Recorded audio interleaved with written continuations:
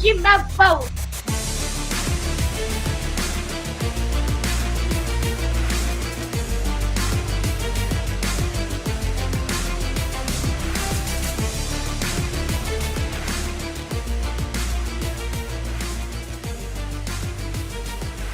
Court is in session with Ryan in Sacktown on If You Don't Like That. Now, Ryan in Sacktown. Oh, must be Ryno.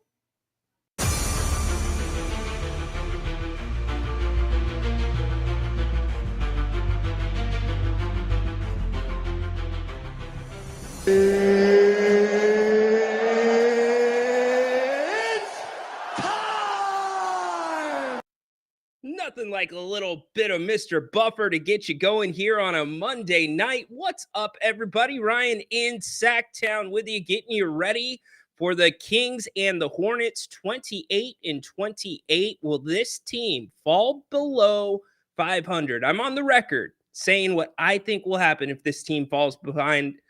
What's up, Tay? You're in line, brother. Stay, Tay. You do not want to be the next target of the direct message rant.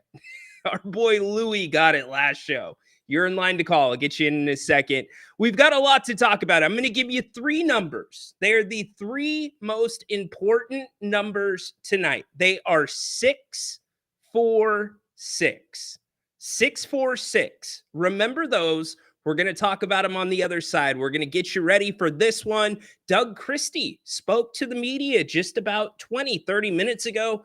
We'll listen to what he has to say and hopefully get you ramped up and started for a Kings win tonight. Can we see something, please, right out of the gate that resembles Kings basketball? I'm praying for it. I'm hoping for it. Thank you, by the way, for bearing with me through some of the scheduling and also technical issues. We're through it. We're here. We're happy to be here. We've got 45 minutes to get you ready for the Kings and the Hornets coming up from the G1C right here on If You Don't Like That.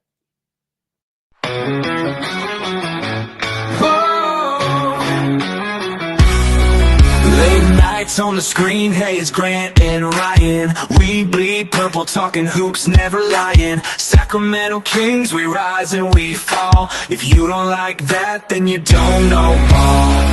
Jerry sitting with the stories of the game, spilling all the truth, driving legends insane. From the Cow Palace days to Arco's roar, this town's heart beats on the hardwood floor. If you don't like that, turn away now. Kings and You play to win the game. You play to win the game. What's up, y'all? Happy to be here. I have missed my Kings Court. And if you don't like that family, Ryan in Sacktown getting you ready tonight for the Kings and the Hornets. A game that the Kings should have. But I'll tell you what, when I look at this Hornets team, who, by the way, this last weekend, they beat the Lakers. The Hornets beat the Lakers. So just keep that in mind. Yes, that Lakers team that went into Denver and looked really good, dismantling the Nuggets. They're capable. Now, they've only done it 14 times this season, but that 6-4-6 combination that I was telling you about at the start, that's what worries me the most, because that combination seems to crack the Kings' Achilles heel. It seems to be a problem they have had over the past, I would say, 8 games. Look at the last 8 games for this team. It has not been pretty. I invite your phone calls tonight as we lead up to the start of the game. Also, your messages in the chat, we will get to those as well. We'll certainly get you ready. But we've got people waiting online, so let's get to the phones right now, and we will go from there. We're going to let Tay kick it off tonight. What's up, Tay?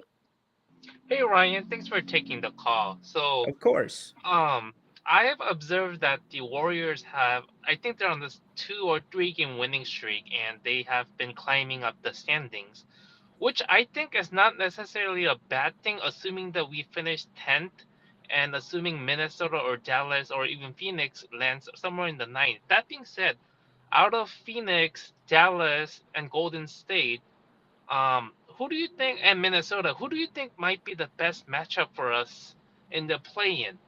from the X's and O's perspective for us to, let's just say, win a play-in game? Tay, you got to get to the play-in first, brother. I would love to answer that question, but I honestly can't. The way this team is playing right now, I That's fair. cannot tell That's you. fair. I don't know what their identity is. I mean, you could say on paper, probably Phoenix or Minnesota on paper, but the problem is you get to a 1-game sample size, Tay. They've got bigger stars than you. They've got guys that have been there before. So, look, I think it's a moot point if the Kings don't win tonight. This team cannot fall under 500 again this season. They can't, and they're risking that tonight against Charlotte.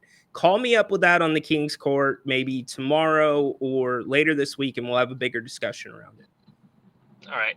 Thanks, All right. Ryan. Appreciate you. Thanks, Tay.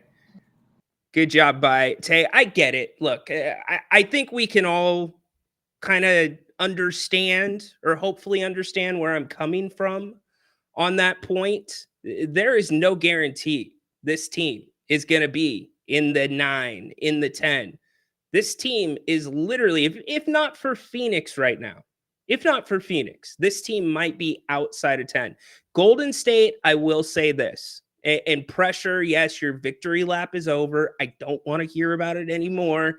You got the best of us. Yeah, pressure's in the chat right now. There you go. Look, Golden State with Jimmy Butler, different animal. Championship contender? No, but a completely different animal. So if I had to say one team out of that group that you're talking about, it's Golden State that's going up. Golden State is going to take a little ride up the standings. Let's go to Ralph. Ralph, what's up tonight, buddy? Hey, Ryno.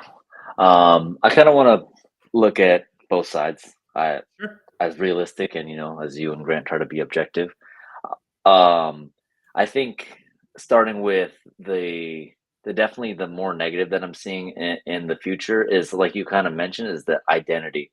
I think we have some of the most talent we've had, but they're just definitely not meshing. And I know that's kind of obvious with the 5, but with the starting 5 that we have. But if we're gonna go forward and even make the, like you said, the play-in or even the top 8, don't you think one of them has to come off the bench? And I don't know if it's been announced yet already, and I know there was stuff with the practice jerseys. The black jersey. Right. The black jersey gonna controversy, actually happen, yeah. right? Yeah. Levine or DeMar has to come off the bench. There's the defense is too bad. And I feel like Doug knows, but he's in an impossible situation like Mike Brown was in, because he doesn't want to lose a locker room. And Doug is smart enough. He's a defensive player. When he was playing, he knows that he has to start.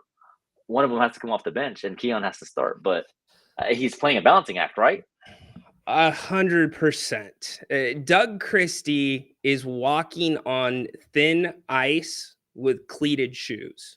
That's what he's doing right now, because you don't know if he's coming back or not, right, Ralph? And You've got to think that's maybe in the back of his head. We've heard the stories about DeMar DeRozan, possibly Mike Brown breaching the topic of him coming off the bench during his tenure. DeMar laughed it off, but you could tell it was like, yeah, like BS. I don't know what Doug does, to be honest with you, because I think it's a great question. I'm so glad you posed this. Let's talk about it. If I'm Doug Christie, I'm looking at Keon Ellis. Now, Keon and Doug are not the exact same players. They are different, but I would say they have more similarities than differences in terms of their effort, in terms of what they contribute to the team, in terms of just the overall level of pace in basketball that they contribute to the floor. It's one of those things where if somebody's doing it, you can't help but kind of meet them at that level. It raises your teammates up. So if I'm Doug, I'm looking at Keon. I feel like I'm looking at myself to a degree. And Doug knows how important that role he played was for the team that he was on, right? But then, like you said, DeMar DeRozan, he wasn't brought here to come off the bench. He was brought here to be a piece to maybe take this team to that next step, whatever it may be, and possibly play his last 2-3 years with De'Aaron, with Domas. And then Zach LaVine. Zach LaVine's the one that worries me, Ralph. And he worries me from this perspective. He has fallen off the same page with his coach before. Him and Billy Donovan did not speak for a really long time when he was in Chicago. In fact, the conduit to Billy Donovan was DeMar DeRozan. So yes, I think you have to look at one of those two coming off the bench, and the question becomes, what's who are you more likely to lose? And I'm not saying either of those guys would become a problem. You'd lose the player, but it's going to be a shot to their personality. Going from a bigger market in Chicago, if you're Zach LaVine, to coming to Sacramento and now coming off the bench, or vice versa, DeMar DeRozan coming off the bench, he's going to want out. Let's just be honest about it. I would want out. I don't want to spend my last 2 or 3 years on a bench of a team that's closer to a rebuild than a championship team. So if I look at the way the numbers shake out, it's 100% Zach LaVine that needs to be coming off the bench right now. Now, is Doug going to be able to do that? If Doug does that, then at what point does Zach realize, well, I might be playing for a new coach next year. This could be different. How does it affect the team? I don't know. Keon Ellis has to be on the floor to start the games. He has to. I'm sorry. What do you think? Yeah, Keon has to start. I mean, the reason that I'm hesitant of it and thinking of from a optics view is because he makes 40 million. But put the money aside, Keon has to start. He has to set the tone. I remember when he had those 6 blocks against the Denver. He brings too much to the game to not be able to start and set the tone. And I guess where you're definitely, I feel like we're going to definitely turn the corner if Keon can start and you have that 5 and one of them comes off the bench. I feel like that gives me hope if it actually happens. It's disappointing that one of them's going to sulk if that happens. If it's LaVine or DeMar. I'm not saying that somebody's going to sulk. I think both of them. I know DeMar DeRozan, and if I am saying that that's going to happen, please don't take that from what I'm saying. I'm putting it out there as a possibility that could happen. I think the possibility of DeMar DeRozan sulking is slim to none. He's going to be a professional. He's always been a professional. But along with that probably comes with, get me out of here. Get me out of here. I don't want to be here anymore in the offseason. Zach LaVine, like you said, 40 million, you're stuck with a really bad contract that doesn't seem to be paying off. But look, when we talked about the De'Aaron Fox trade, we looked at that big sample size of, in fact, we'll put it up right here. We looked at the sample size of Keon Ellis, and I believe it was DeRozan. Oh, it's not up. Okay, we can't pull it up. We'll go back to the other one. We looked at the sample size of the minutes that had Keon Ellis, that had Malik Monk, Domantas Sabonis, DeMar DeRozan, and Keegan Murray. The sample size was good. It was per 100 possessions. They had, I believe, 160 or 70 minutes together, and most of the numbers were above the team averages. This right here, Ralph, and everybody that's watching, this is the Kings stats over the last 8 games. So these are individual stats over the last 8 games. I have your plus minus. I have it categorized or sorted by plus minus. Your only starter right now that is over in the positive, in the plus minus, is Domantas Sabonis at 0.3. After that, your second is Keegan Murray in the negative 0.4. DeMar, negative 0.6. McDermott doesn't play much, so you can get that out of there. Fultz, you can get that out of there as well. Len's gone. LaVine, negative 3.4. Valanciunas, negative 4.2. Keon, negative 4.3. Malik, negative 4.5. Lyles, negative 6.6. What are we doing here? When I see numbers like that, when DeMar DeRozan's been on the roll that he has offensively and he's a negative, that tells me that you are not putting the right pieces of the puzzle on the floor together. And the other thing too, Ralph, is how quick of a trigger did Coach Christie have last game to get Zach LaVine off the floor in the first quarter? Keon Ellis was on the floor by the 8:36 mark. So whether he starts or he doesn't, I just, that starting lineup does not work. That's true. But then by the time they got the Warriors got those putrid offensive rebounds, possession after possession, I feel like Keon doesn't let that happen. I'm not saying it would be perfect. Sure. But, maybe by then the tone is already set. It shouldn't be after such a long break. But at what point you're just gonna have to set the tone from the beginning. Maybe it's Levine, and then if it's true DeMar is gone, I do like Levine being younger. He just makes more though, so there's that. But yeah, I think we forgot, even though the bench has improved. I love JV on there. Fultz has been assigned to Stockton, which I don't completely understand. I get it because you want him to get into game shape, but I don't understand why he's not going to be with the Kings because they need a true point guard. But the bottom line is this bench is still not very good. This team is not good enough to play in rotations. You have to give the other team your best shot right out of the gate. And when we saw the Kings play their best basketball, that included Keon Ellis in the starting lineup and DeMar DeRozan in the starting lineup. So it's the way that I'm looking. Hey, Ralph, appreciate you, brother. thanks you. Good stuff from Ralph there.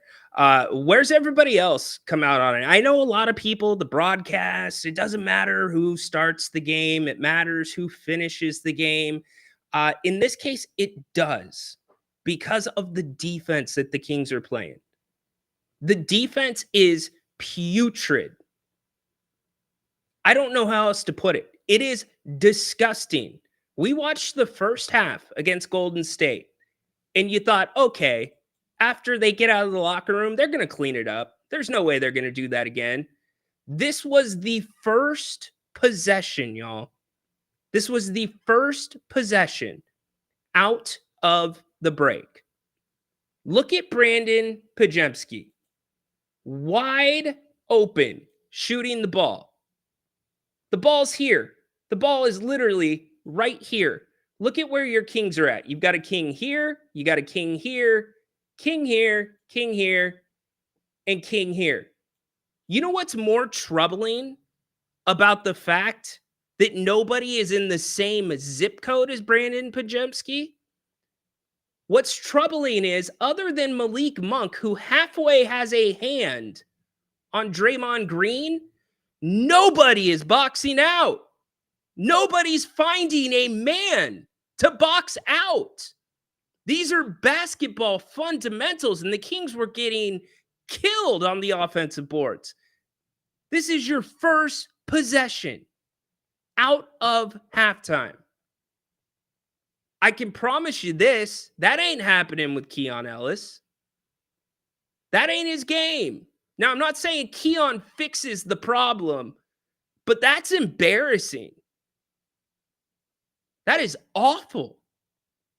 It's got to be better. You can't start games. You can't start halves that way, and you can't finish them poorly either. Something the Kings have been doing all too often as well. So whether or not Doug makes a lineup change, which I do think is in order, I do think it should happen. And I would not make, by the way, this black jersey stuff, I would not make too big of a deal about it. They all the time will rotate players throughout the scrimmage. The media does not get let in until usually the scrimmages are done and the guys are doing shooting drills. They're doing free throws to wind down practice. So you don't know who started with a black jersey, and you don't know, well, I guess maybe you know who finished if they have the black jerseys on. So whether you want to say if it's going to be Keon or not, whether it's going to be DeMar or not, I get it. We can speculate. The bottom line is this. It's a 14-win team coming in here tonight in Charlotte, which, although they have 14 wins, they're capable. I'm telling you, they're capable. That 6-4-6 number I told you, the scariest combinations to me are bad teams that shoot a lot of threes and rebound well. And that's exactly what Charlotte does. Charlotte takes the 6th most threes in the NBA. They are 6th in the NBA in three-point attempts. They are 4th in the NBA in offensive rebounding, and they are 6th overall in total rebounding. Those three numbers scare the hell out of me, especially for a team that is 500 and it is at a 0.3 net rating. The reason we talk about net rating is because it's a stat that does not lie. The Kings are 500 and their net rating is basically 0. It is 0.3. The Kings lose tonight. That net rating goes negative. I just don't know with this schedule how they bounce back. They have the third toughest schedule coming home. The two teams ahead of them, Phoenix and Los Angeles, the Lakers. So we'll see what happens as we get closer to this one. In fact, we'll have starting lineups coming up. We've got the audio from Doug Christie that we're going to get to as well. Let's go back to the phones really quick here. Okay, PK, my man. You remember how I told you I was going to lose my job because of language on this channel sometimes? You notice I'm not broadcasting from home. Did you ever consider I might be serving a suspension for language? And I know that wasn't your fault, PK, but that may have been that haunted horses guy's fault. So PK, Where'd you learn to talk like this? I need you to keep it mellow. Give me your good stuff without the spiciness. PK, what's up, dude? Don't be scared, Ryan. I got you, buddy. All right. Hey, I think it's like, listen, be optimistic. I think to cover the bases, Christie's in a bad spot. He did not pick this team for besides his job. We don't know what his job looks like, but he did not even pick this team. This is like McNair dropped a team on an assistant coach, and then he has to figure it out. And I think he is a little timid to pull the trigger on rotations because there's some big names on there. Zach LaVine, for instance, he's stuck here with us. We already know that Bulls just unloaded. We saved Bulls with LaVine contract. So LaVine is stuck here. So you can't bench him. You got DeRozan. You can't put DeRozan on the bench. You got Sabonis. Rest of the team, Keegan is the only size. But here's what I'm thinking. Monk has been sixth man of the year for a long time, and my kind of like my feeling is, if you put him on the bench, it gives you some leeway on rotations. Because right now, rotations are so predictable to me. Almost like when I watch it, I know exactly when they're going to sub. 7:55, this comes in, this comes in, this comes in. Then this comes in, this comes in, this comes in. But I think if you just drop Monk back as a leader of the bench, I think it would help us. What do you think about Monk going back there? Because that's where he's thrived for forever. He's almost like he's gonna go like on the Mount Rushmore of like bench guys. It is the worst idea that Really? you could possibly propose for this starting five. Let me tell you why, PK. Malik Monk is really the only guy that is a creator that's on the floor with that starting five.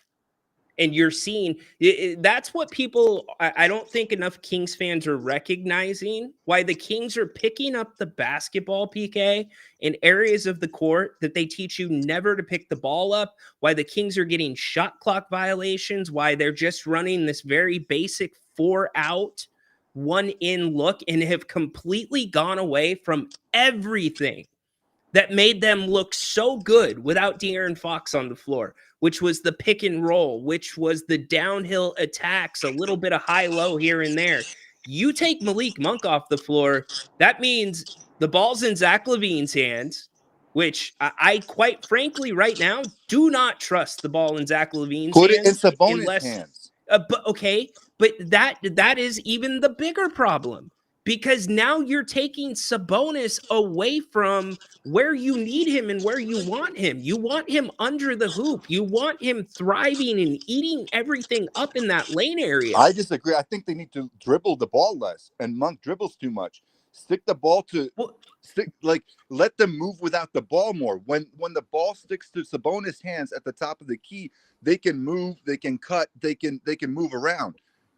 Same with when Valanciunas is in. You drop the ball inside, move around, because you see Valanciunas' head is on the pivot. He's like, because he's played with good teams, he's like, where's the cut? Where's the cut? Who's cutting? Who's moving? Who's getting open? Who's setting like other screens for each other to move the ball around? There's no movement. They're stagnant. They just stay solid. You're right. PK, you are 100% right. In fact, I'm going to go to this really quick for those that are watching. This was a possession that was in the third quarter last game. Hey, PK, will you turn the audio down on me? I can hear your speakerphone. I think my phone just sucks. Oh, No, I have no audio. I have no audio. I think it's That's terrible. I think it's you guys, because you said that to other guys too. okay. Anyway, so here's a possession from my phone just sucks. Here's a possession from last game. It's exactly what you're talking about, PK. Guys not cutting. This is where DeMar DeRozan, what you don't see is DeMar DeRozan, who is right here, he dribbled the ball down in this corner. These two guys came and doubled him. He picked it up, which means he had to throw it all the way back to Keegan Murray. Keegan Murray now has exactly 10 seconds on the shot clock to make a play, and nobody is moving. Malik watching, Keon watching, Domas watching, DeRozan watching. It can't happen.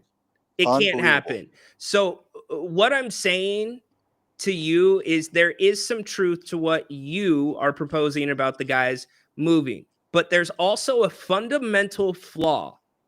There's a flaw with the way that Doug Christie is running this thing offensively and why he's gone away from what works for this team. Something that has proven. We have a sample size that shows that the pick and roll, all of that works. The DHO, occasionally. The dribble handoff, sometimes there. But the pick and roll is what works. But instead, you have guys, and you were right to say, dribbling the basketball too much. You have guys picking up the basketball in bad places, leading to absolutely horrible possessions and also complete pick six possessions, like that turnover that Zach LaVine had in the first half last game. Yep. That looks like a pick six in football. It was so telegraphed. A 3-year-old sitting in the front row could have gone and picked that ball off. Everyone saw it coming. And so those are the things that I see that tell me, hey, Coach Christie, it's no longer about, I want to teach these guys how to play instead of teaching them a play, because you now have a roster that is completely turned over compared to past years. I understand you still have familiar faces, but compared to the movement we had before, this is all new. You have 26 games. 26 games to have a chance to get back in line for a little bit of extra basketball. You have got to put some structure in. You got to, period, end of story. Ryno, Christie has to get aggressive. Well, you know what? This goes back to... He has nothing to lose. Okay. Get aggressive with rotations. You know what? Hey, put LaVine, try LaVine there one game. Maybe we have 2 games with Charlotte and Jazz. So, you know what? Try it out. Maybe put LaVine on the bench. He said he had a meeting with the starters. So maybe put LaVine one game. Maybe put Monk one game. But do not let...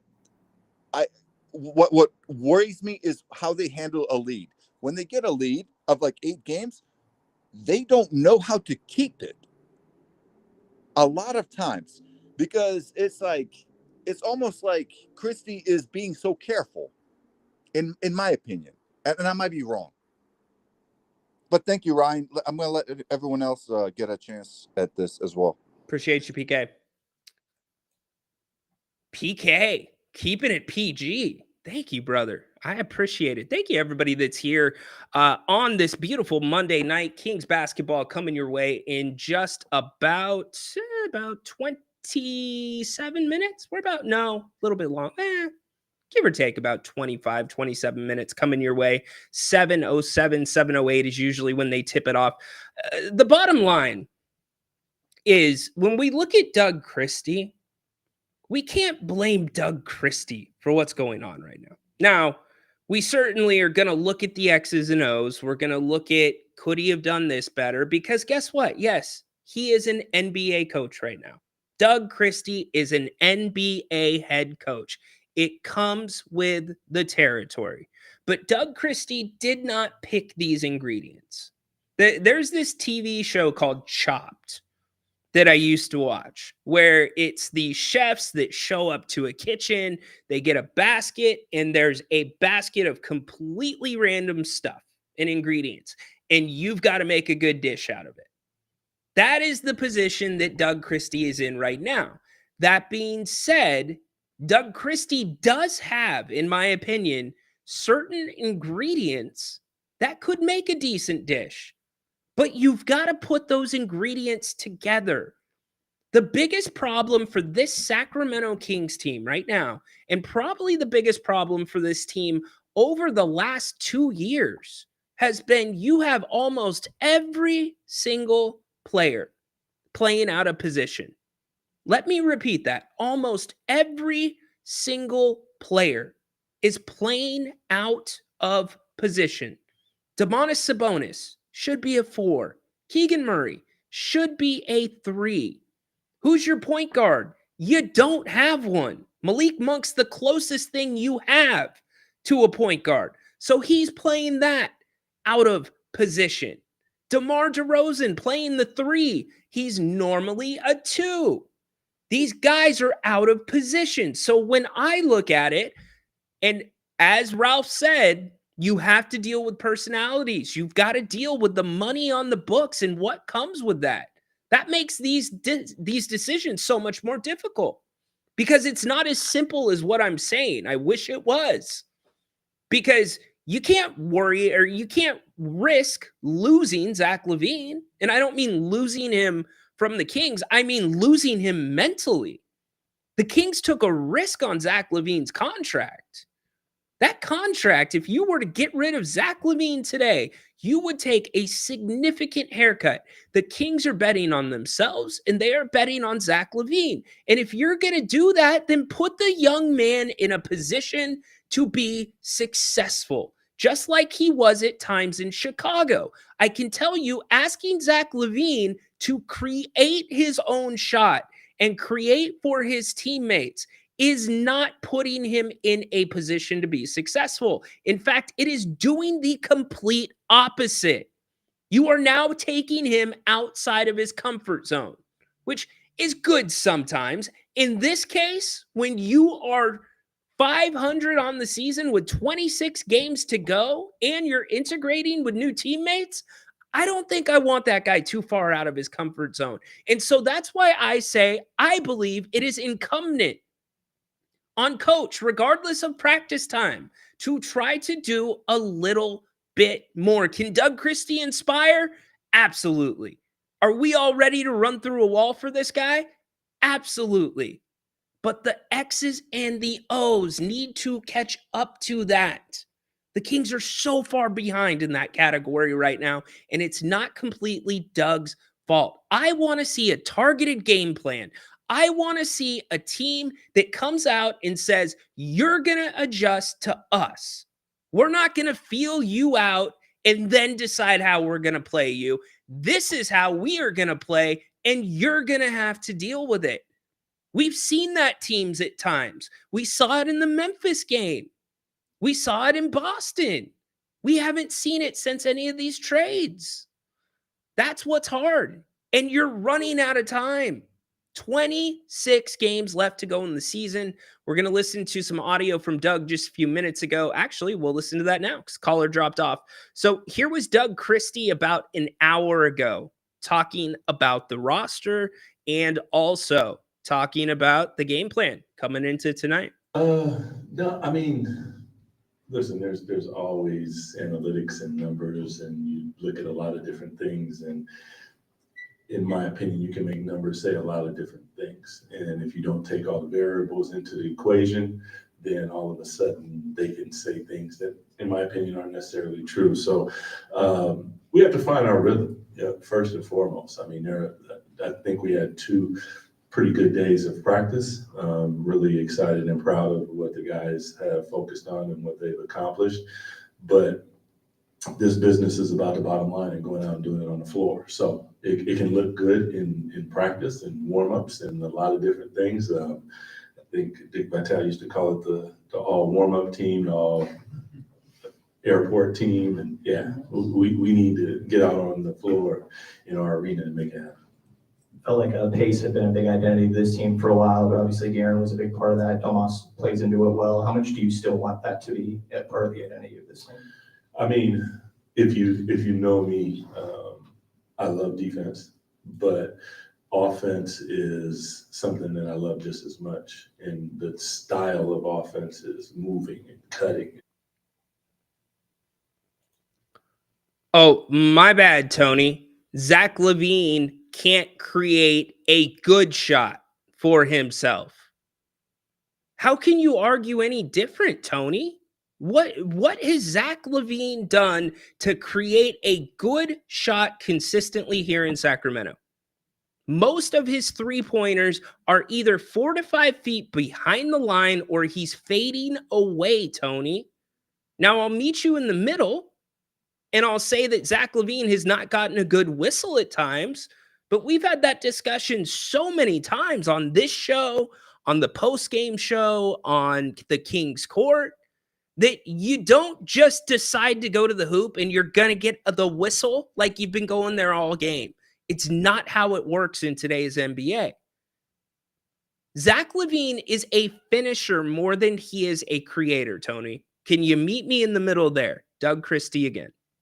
Passing and sharing and ball moving side to side, and to give the people a pleasant viewing experience as well. You know, basketball is a beautiful game, and it can be. The other night it was not. And, you know, I think the guys understand that, and they're working hard to do all the things that I talk to them about as far as what I would like to see defined as Kings basketball when you walk into the Golden One Center. Yeah. The Monk-Sabonis two-man game is something that really stood out earlier this season. I think you mentioned recently that teams are trying to take that away or blitz that a little bit. What can the other three guys who are on the floor with them do to help open that two-man game back up for them? All right, really quick, we do have confirmation. Starting lineup tonight is going to be exactly the same. Malik Monk, Zach LaVine, DeMar DeRozan, Keegan Murray, and Domantas Sabonis. That's going to be your starting five tonight. No changes, but I would anticipate that if it is not flowing well, you will see an early dose of Keon Ellis. So again, Malik Monk, Zach LaVine, DeMar DeRozan, Keegan Murray, and Domas. You're starting five tonight against the Hornets. First, it always goes to the pair that are initiating the offense. So if you're going to be blitzed, some nights you have to accept the blitz, and you're the decoy. And that means that everyone needs to get to their spots, advance the ball, hit the middle. Somebody's behind you. There should be three outlets. And those outlets should be hit crisp. And then from there, everything should go downhill because you've created an advantage because they put two on the ball. If they weak him and send him to his left, there's the ability to both of you guys roll and get downhill. Now you got a 2-on-1 again. Now somebody needs to shake behind. There's going to be an advantage somewhere. What happens a lot of times is guys get sped up. And what I'm trying to get them to do is pump your brakes, relax. If you see that, back away, allow Domas to readjust. There's 100% something to that. I will agree that guys are speeding up, guys are declining screens. But that's like, if I had to put into, and this is my opinion, but I feel like I know basketball pretty darn well. If I had to put that into a percentage of how much of a problem that is compared to the problem, I would put it at about 15 to 20%. Doug Christie again, and Rich, I'm coming to you next. And once he does, acknowledge. But that's easier said than done. I mean, you know, I've done it, but to get my players to do it is, you know, and we haven't had practice. Now we have. These are some of the things that we worked on, and now we have to see if they can go out and execute it in front of 20,000 people and an opponent that doesn't like it. Yeah. Doug, I guess two parts. One, you just mentioned the 2 days of practice. Why do your questions always be two parts? Because you give I got you. And you just mentioned the practice. I'm wondering how beneficial that was. And then, all right, we don't need to hear any more about practice. What you're looking at is Charlotte's numbers on the season. Let's go to the phones. I love talking to my man here. Rich, what's up, dude? What'd you say? What'd you say about practice? Practice? Yeah. What are we talking about here, Rich? I'm talking about practice. Practice. These guys have had no chance to work together outside playing games. Yeah. You know, and that's what it really gets down to, man. You know? I mean, okay, Rich, is Golden State Okay. having a problem? What? Is Golden State having a problem without practice? Dude, they brought on one player. Okay. We brought on like 3-4 players, okay? Okay. So don't compare us to Golden State. I'm just saying every team that made a move at the deadline is dealing with the same. I know, but we've brought on like four or five new guys, okay? And so it's like we just need some time to gel. That's all. We got the talent. Brother, we got 26 games left though. I know. It's you know, it is time to hit the panic button. I get you there, man. But these guys just, you know, need time to you know, work it out. We got the talent. Okay. So okay, let me ask you this then. Okay. Why does the integration look like it's at a different pace with different guys? JV looks completely fine, and I understand why. He's played with Sabonis. Yeah. But Fultz looked okay when he came in. So I'll ask you this, Rich. Okay. How much time do they need to gel? Like, what is your sample size to where Well, you're like, they got to turn the boat around within a week. Okay. Okay. You know, because we're right on. You know, game tonight, we have to win this one. It's a must win. There's no excuses. I agree with you. 100%. No excuses. We lose this game tonight, forget about it. You know, I might just shut off the TV. No, don't do that. Don't do that. I know I know you have SDSU basketball, which is maybe better at this point. I know, and that was a terrible loss against Utah the other day. We won't go there. Did you see they almost did that at San Jose State too? I was like, you better not, and they brought it back. But I know, because that's what I'm all about, man. The Kings and SDSU, man. I go back and forth, you know. Yeah, so absolutely. But it's really good to catch up with you. I've been kind of off the, you know, I've had a hard time catching up with your guys' system and being able to get on board, you know. But here I am, and I'm actually going to head up to Sacramento to see. Then on the 17th, I'm going up to a memorial for a couple teachers, people that I knew from my Catholic school up there in Presentation. And on the 15th and on the 17th, I'm going to go to the Kings game against the Grizzlies. Awesome. Yeah. Well, give me a call. You have my number. I do. We'll try to get together. I'd love to see you, man. How you feeling, by the way? I'm feeling great. Thank you for asking. Awesome. Yeah, I'm doing good. Yeah. All right, brother. Love it. All right. Be well. Enjoy the game. Grant I said hi. I will do that. When we get off. All right. Thanks, Rich. All right. Bye. Love seeing my man Rich down in San Diego. Yeah, you know Rich. Give him some love. He just kicked cancer's ass. So we love Rich. We love all of you. Thanks for being here. Ryan in Sacktown in his guest bedroom. Very nice. How do you know this is my guest bedroom? What makes you think this is my guest bedroom, Athena? Is a guy not allowed to travel once in a while? You know, like, I don't have to be in one spot to be able to do my job. I can move around and travel.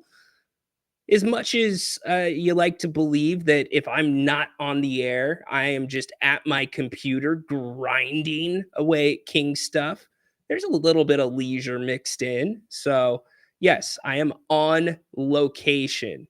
Ryan, how is the best player today? Who is? You mean who is the best player today?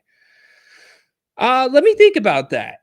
And I'll get back to you. I'm not sure who it's going to be today. Who do you all think is going to be the best player? No, Jesus. Motel 6. Nothing against Motel 6, Jesus. But if I have AAA, I'm probably not staying at Motel 6. Let's just put it that way, Jesus. I mean, Jesus, does Motel 6 have ice buckets? Come on. I don't think you get an ice bucket there. You get a plastic bag there. Come on. Come on, y'all. You got to do better than that. You got to say it. Leisure. Leisure. Is that how I'm supposed to say it? Leisure. Okay. Well, you guys have your fun. You continue guessing where I'm at. And we will keep talking Kings. That's a Holiday Inn Express. Wrong again. It is not a Holiday Inn Express. Come on, man. What do you think I am? You think I'm an animal here? Motel 7? No. How do you not know that I'm at the Sawyer? I could be at the Sawyer right now. You don't know that. Dude, Brian, don't even say that. Bed bugs. I don't have to worry about it because I'm not at a Motel 6. But bed bugs, those things are freaky. Those things are freaky. We'll see. You guys can keep your guesses going of where in the world is Ryno? Maybe PK. No, Manuel. If I was at a Holiday Inn or at an Embassy Suites, isn't it like free happy hour right now? I wouldn't be sitting here doing this show. I'd be at the free happy hour. Come on. Let's go. Anyways, oh my gosh, 7:02. See, this is where we get to. We get to 7:02, and it's almost game time because we're guessing where the hell Ryan in Sacktown is at. Anyways, it has been fun being with all of you tonight on the pregame. We are back all night long. Jerry's going to be with us at halftime. And by the way, take this into consideration. What hotels have this good of Wi-Fi? This good? Come on. You know we're doing something all right. So anyways, Jerry, back at halftime with us. Looking forward to that. I think really your X factor, you need something from Keegan Murray. I am so tired. I am so tired of seeing Keegan Murray just being completely bypassed. I want to see some structure. Doug talked about the pick and roll there. There's got to be a bigger dose of the pick and roll. The guys do need to do better when it comes to using their picks because you have two of the best screen guys in the league on your roster in Valanciunas and Sabonis. But I think Keegan could have a good night. I'm expecting Malik Monk to have a bounce back night as well. So those are the guys that I'm looking at. Again, Jerry with us at halftime. Can't wait to have him here. We will talk about the first half, get predictions for the second half, and then post game, you know what it is. Napes and I, we will be back wrapping the night up for you. This has got to be a win. This can't even be a close win. The Kings, like, y'all realize the Kings need to have that win. When I say that win, I mean a wire-to-wire win, a confidence builder, something to kickstart the engine. That's what they need tonight. That's what I'm looking for tonight. And remember, my keys to this game, I started with the three numbers. The three numbers are this: 6, 4, 6. And no, that is not my room number. 6, 4, 6. Charlotte, 6th in the NBA at three-point attempts. Got to mitigate it. 4th in the NBA at offensive rebounding. 6th in the NBA at total rebounding. The Kings got to own the boards. It goes without saying the turnovers need to be so much better. The turnovers cannot be what they have been. But run guys off the three-point line, move the damn ball, rebound the ball, limit Charlotte to one opportunity, and this team should be fine tonight. Do not let LaMelo Ball get going as he can. So we are back at the half. Love you all. You're the best. Even though you give me a hard time, that's why I'm here. Happy to be back with you. Can't wait to be back with you again with Jerry Reynolds here in about 24 minutes. Enjoy the first half. We will be back to talk about it in just a little bit. Go Kings. Light the damn beam. We will see you at the half.